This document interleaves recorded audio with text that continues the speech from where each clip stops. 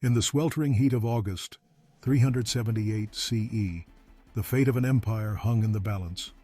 Beneath the relentless Anatolian sun, Roman standards shimmered above an army 60,000 strong. Elite legions, battle-hardened auxiliaries, the pride of the Eastern Roman Empire. Their commander was Emperor Valens, a man whose rule had been marked by ambition, anxiety, and the ever-growing shadow of foreign invaders pressing at his borders. Now, with rumors of Gothic rebellion echoing from the Balkan hills, Valens chose to face the threat himself. What unfolded on the plains near Adrianople would become the bloodiest disaster the Roman military had seen since the carnage of Cannae 2 centuries before. And as the dust settled, the course of history had been forever changed. The enemy was a coalition of Goths, Visigoths and Ostrogoths, augmented by fierce Allan cavalry, all led by the wily warlord Fritigern. To Roman eyes, these were barbarians, wild men from the forests and steppes, driven across the Danube by hunger and desperation. But to the seasoned legionaries who studied the movements in the distance, these were more than desperate refugees. They were warriors. Hardened by years of migration, battle, and betrayal, they had learned to fight not just for loot, but for survival. Their weapons gleamed with stolen Roman steel, their horses stamped restlessly, and their banners fluttered with the promise of vengeance. Emperor Valens, convinced of his numerical superiority, marched his men through the baking summer, mile after punishing mile, with little food or water. The discipline of Rome was legendary, but the price was exhaustion. Armor chafed, throats burned, and tempers frayed as the columns pressed forward. Scouts reported the Goths encamped on a rise, their wagons drawn into a defensive lager, women and children huddled inside. Fritigern's force seemed vulnerable, outnumbered, and ripe for a decisive blow. But appearances deceived. Fritigern knew Roman tactics well. He had seen them in action and learned their strengths and weaknesses.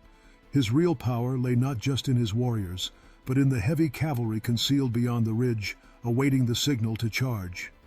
The Gothic horsemen, swift and savage, would become the hammer that shattered Rome's anvil. As the legions formed up, the sun climbed higher, baking the ground and draining the men's strength. Valens was eager for glory, unwilling to wait for reinforcements from Gratian, the Western emperor. Orders crackled through the ranks. Attack at once. The Roman infantry advanced, shields locked in the classic formation, spears bristling. The enemy seemed to be stalling, negotiating, sending envoys, delaying. Then, with a sudden thunder, Gothic cavalry erupted from the hills.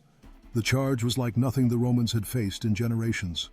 Hundreds of horsemen thundered into the flanks, smashing into the rigid lines with unstoppable force. The disciplined ranks wavered, then buckled. The ground shook with the clash of armor, the screams of wounded men, the shouts of commanders desperately trying to rally their troops.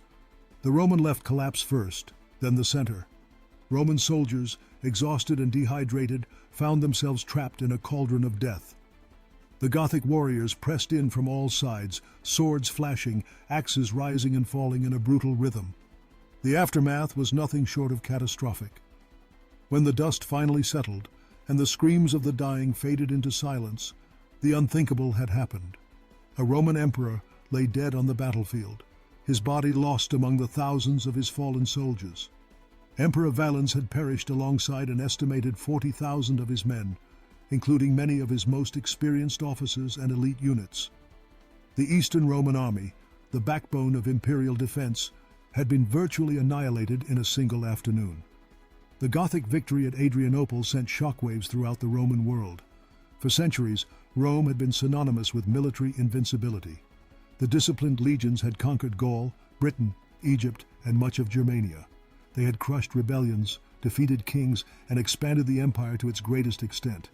But on this blood-soaked plain in Thrace, that myth of invincibility died with Valens. The political consequences were immediate and devastating. With the Eastern Emperor dead and his army destroyed, the Gothic tribes were free to ravage the Balkans at will.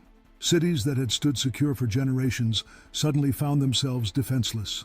Refugees fled westward, carrying tales of barbarian atrocities and Roman defeat.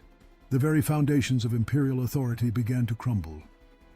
Theodosius, who had become the new Eastern emperor, faced an impossible situation.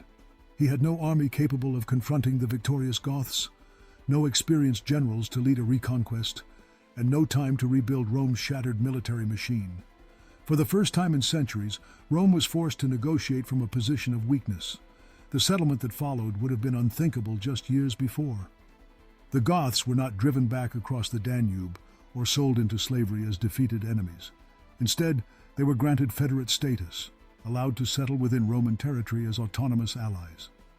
This precedent would prove catastrophic for the empire's future, as wave after wave of barbarian tribes would demand similar treatment. The Battle of Adrianople marked more than just a military defeat. It represented the end of an era. The classical Roman army, with its rigid formations and disciplined infantry, had proven inadequate against the mobile warfare tactics of the Germanic tribes. The future belonged to heavy cavalry, the very force that had shattered Rome's ranks that August day. Within a generation, Gothic warriors would march through the streets of Rome itself. The sack of the Eternal City in 410 CE by Alaric, a Gothic leader, could trace its origins directly back to the disaster at Adrianople. The barbarians had learned they could not only defeat Rome in battle, but survive and prosper within the empire's borders.